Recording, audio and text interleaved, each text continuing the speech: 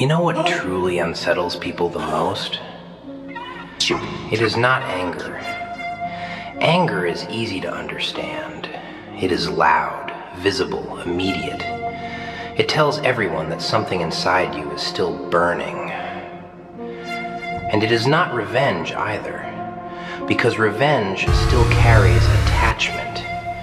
It still says, in a very ugly way, you mattered enough to wound me. But when you stop caring, that is where people begin to lose their balance. Because now they cannot read you. They cannot pull emotion out of you. They cannot predict your tone, your timing, your reactions. And that silence, that cold, measured silence, starts doing something anger never could. It makes them question their power. You see, anger means they still live inside your mind. Hatred means they still occupy space in your heart. But indifference? Indifference says they are no longer important enough to disturb your peace. That is terrifying to people who are used to feeding on reactions. People who provoke. People who test your limits. People who keep pressing on the same wound, hoping you will break in front of them again. No, listen carefully.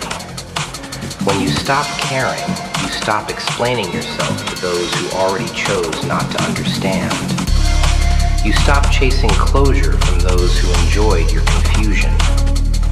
You stop handing your energy to people who only felt powerful when you were emotionally exposed. And little by little, your breathing changes.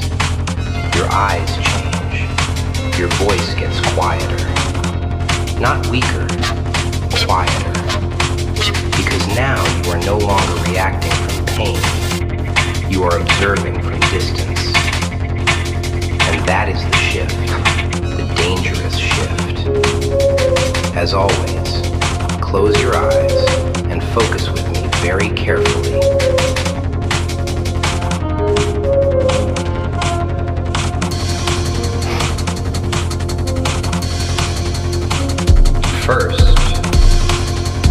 The first thing that changes when you stop caring is not your words. It is your reaction time. Most people do not notice it at first. They expect the usual version of you. The one who replies too fast. The one who explains too much. The one who feels the need to fix the tension before it grows teeth. But then one day, someone speaks to you with that same disrespect, that same little poison, that same familiar tone meant to provoke you. And you do nothing.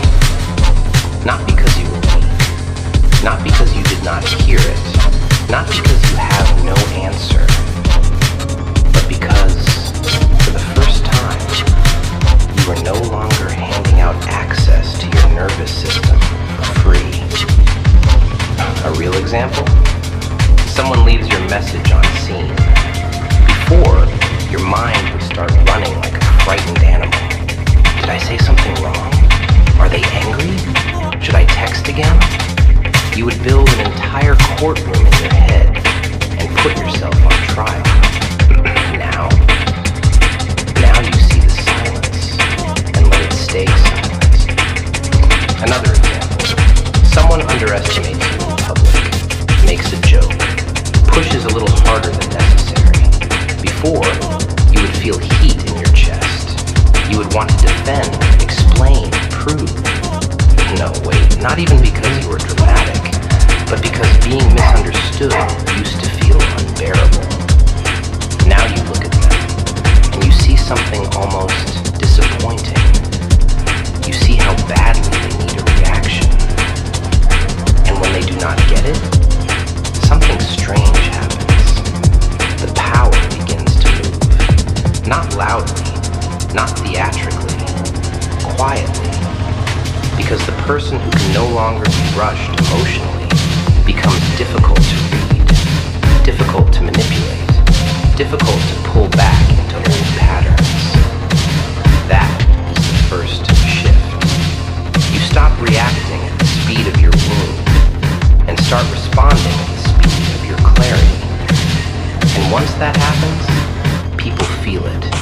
even before they understand it.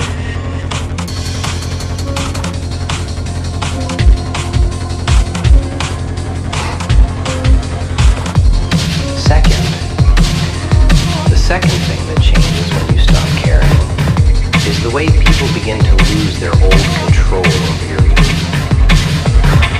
Most people never notice how much power they have over themselves until someone else starts pulling the strings.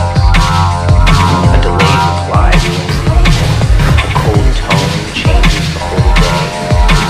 One dry sentence, one strange look, one small rejection, and suddenly your mind is no longer yours.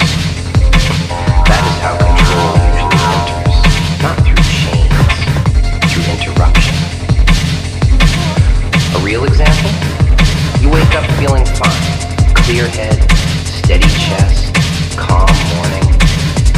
Then someone sends a message so short, so dry, that your brain starts filling in the missing poison.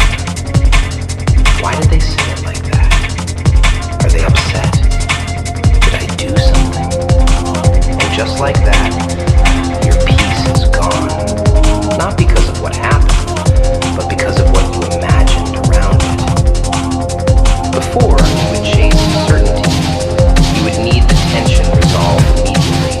You would poke at the silence, reread the words, scan every detail, trying to save yourself from discomfort. But when you stop caring, you stop volunteering your peace for interrogation. You read it, you notice it, and you do not collapse into it. That does not mean you feel nothing. It means you no longer obey every feeling the moment it appears. Another example, someone tries to make you jealous. They mention another name a little too casually. They laugh a little too loudly. They want your face to change. They want that little break in your eyes that says, yes, I still belong to this game. But this time, nothing breaks. You let them perform.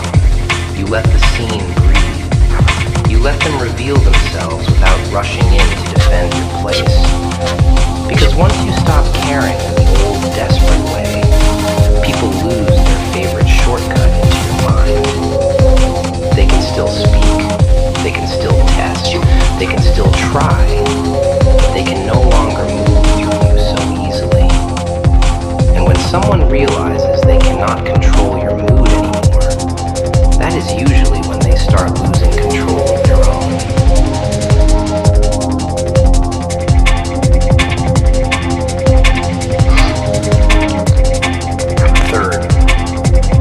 The third thing that changes when you stop caring is your need to explain yourself. That need used to feel innocent, even noble. You thought you were clearing misunderstandings. You thought you were protecting the truth. You thought if you just found the right words, the right tone, the right timing, people would finally see your heart correctly. But most of the time, you are not explaining.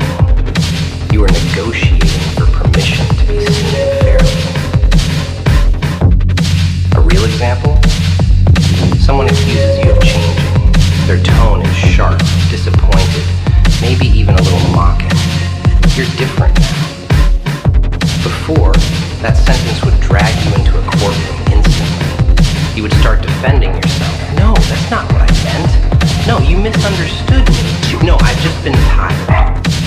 You would pile detail on top of detail, as if the truth becomes more believable when it is exhausted. But when you stop caring, you notice something very important. Some people do not misunderstand you by accident. They misunderstand you by preference. Because if they understood you clearly, they would lose the version of you that benefits them. The guilty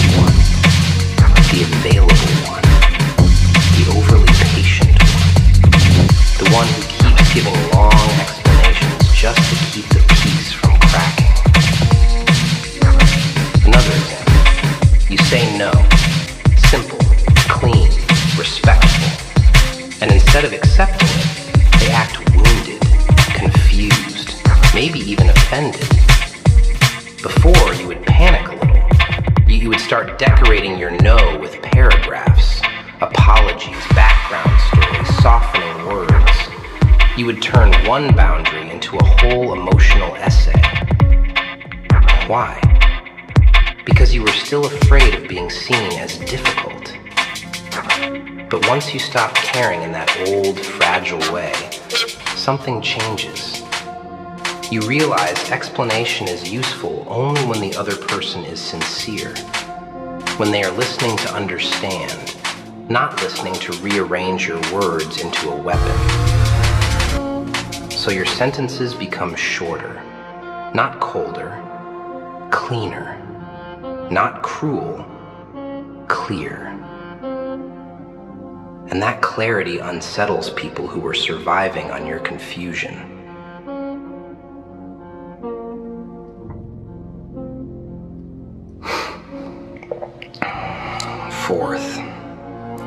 The fourth thing that changes when you stop